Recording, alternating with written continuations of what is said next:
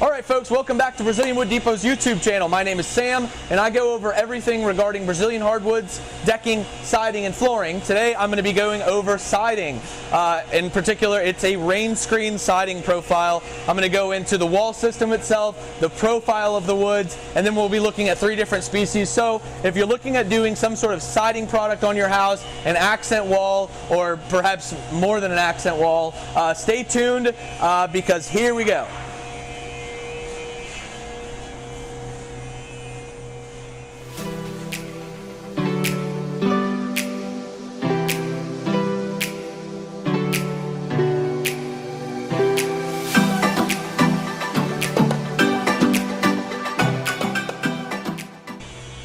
Rainscreen siding. What is Rainscreen siding? Rainscreen siding almost always is some sort of siding material, of course, and then space behind the siding material to accommodate airflow. So what I've set up here for myself, and I've used a couple of studs that are just here in the back of my warehouse. I've got studs that are framed on 16-inch centers, which is common. Then I've got my sheathing. In this case, it's just a piece of OSB. Sheathing can be a number of different things. Typically, you'll have a waterproof membrane on top of that. No big deal. I didn't need it here, so I didn't use any, but Tyvek or some sort of waterproof membrane on top of that. And then you've got your furring strips. Furring strips often are made out of pressure-treated 1x4, for instance, ripped in half, and then placed and tacked up on top of those studs. In this case, I'm using a PVC material. PVC material is a great thing to use. It will never rot. And it'll work fine. This is a 1/2-inch PVC that is ripped out of a piece of PVC trim board. It was a 4x8 sheet. I just ripped these little pieces out of it. It's not very expensive, perhaps maybe a little more than pressure treated, maybe. But in any case, 1/2-inch or 3/4. I like using 3/4, especially if there's going to be some more weather elements involved. Of course, here it's not really going to matter. I used 1/2-inch. So again, stud 16 inches on center, sheathing, waterproof membrane, and then your furring strips. All right, let's talk about the profile of the Rainscreen siding boards themselves. So what we do is we take a 1x6 decking board and we run it through our molder, and we come out with a 3/4 inches thick, so 1x6, 3/4 inches by 5.5, 3/4 inches thick with a net face of 4.5 inches. All right. Now some products, some Rainscreen siding products, Ipe products, are a 5/4 Rainscreen siding product. I don't really see the need for that. It just seems unnecessary and frankly a little wasteful. Certainly more expensive that way. Keeping it at the 3/4 seems to us like the best thing. It's not going to be weight bearing. So anyways, our product is a 3/4 material. Seems to make the most sense. What you'll notice here, and this is how the boards are going to go on, is that I've got a groove in the bottom and a kind of a shiplap feature on the top. So what happens is you've got the board that slides onto the clip like that, and when it slides onto the clip, as you can see, it's flush with the bottom. This is the bottom of the board.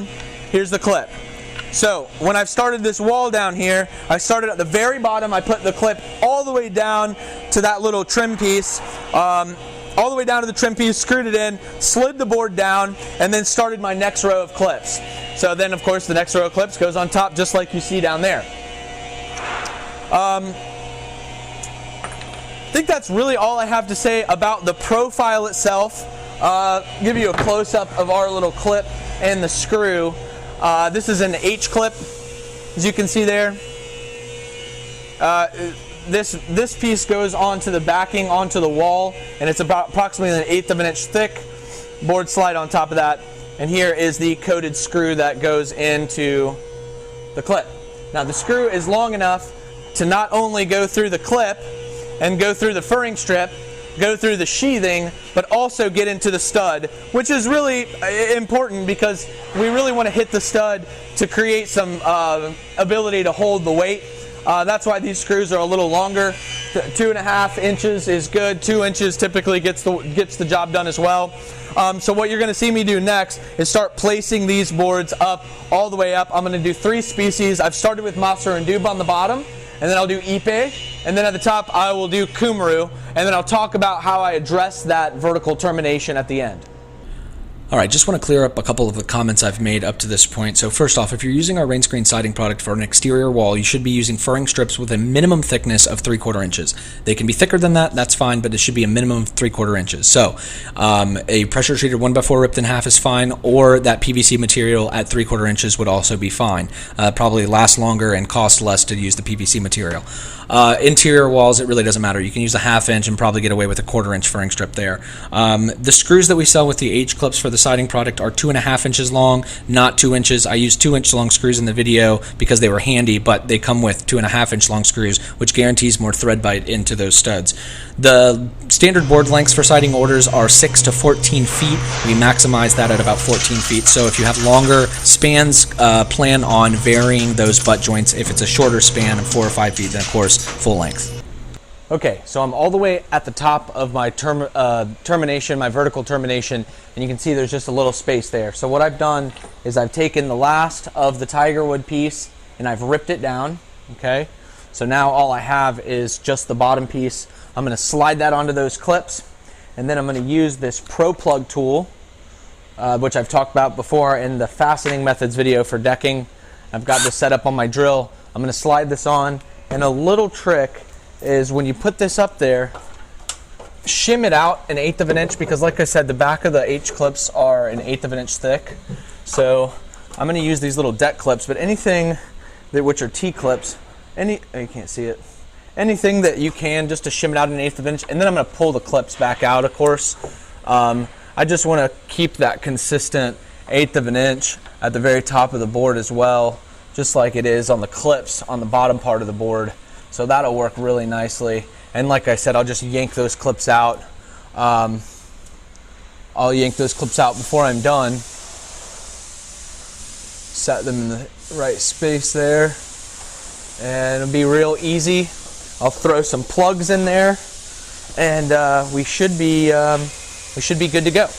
Alrighty folks, take one last look at our wall. I've got the ripped piece of Tigerwood on top for that vertical termination.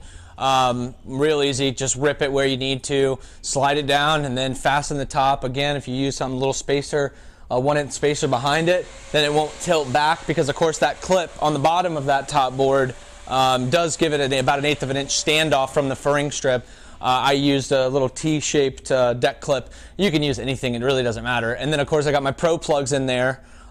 Super easy because of this handy Pro plug system that I've talked about before. It pre-drills and drills out the hole for the Pro plug, and then tap your Pro plugs in. I like to use a spare piece of block and then tap that just to flush them up. And you can sand it, of course, if you needed to, but usually that's not necessary.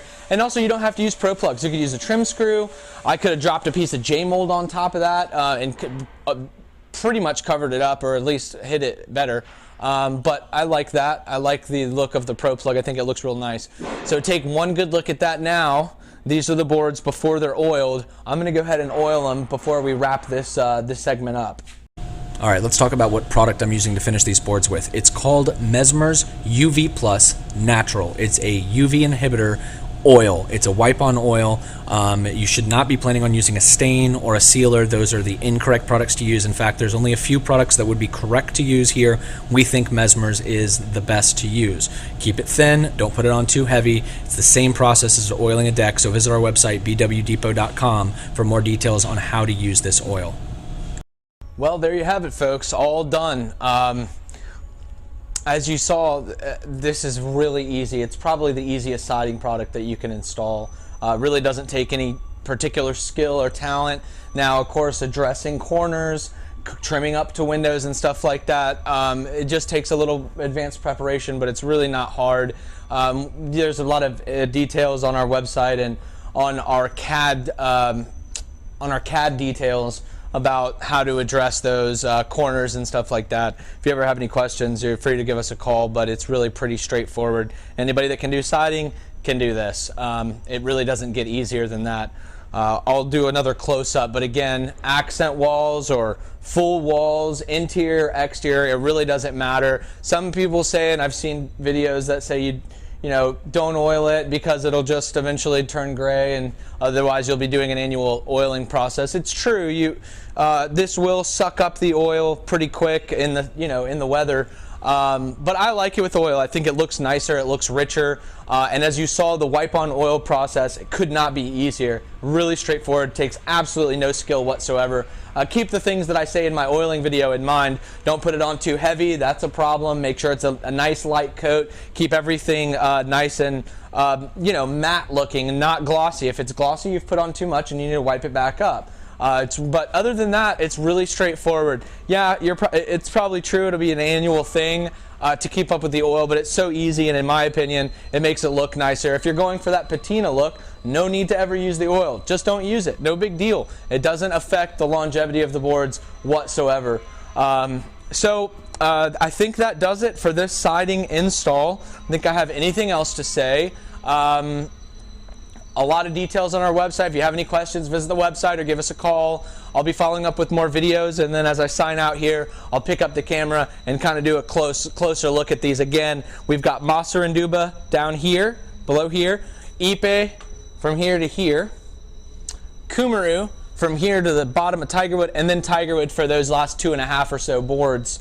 Everything looks really nice. Of course, most people would not be mixing the species like this. I just wanted everyone to see kind of what they look like next to each other. All beautiful, all a little different, very similar in cost with very little differences there. Yeah, I think that'll do it. Thanks for watching, and we'll see you next time. Hey, thanks for watching the video. Hope you enjoyed the content. We are Brazilian Wood Depot located in Atlanta, Georgia, and we ship to all of the lower 48s. If you have any questions, go to our website. We have a lot of information about our siding product and our decking products, and you can learn more about the benefits that come with using Brazilian hardwoods for your next project. And we pride ourselves on keeping a full inventory, a consistent inventory, and being able to fill orders quickly. So if you have a project coming up and you need something quoted, give us a call, and we will help you as much as we can. Stay tuned. I have more content coming out soon, a deeper dive into some of the fastening methods for decking, and perhaps some more updated content regarding cleaning and oiling. Thanks again.